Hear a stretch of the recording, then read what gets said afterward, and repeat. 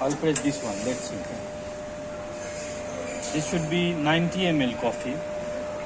Or sorry, 120 ml, not 90 ml.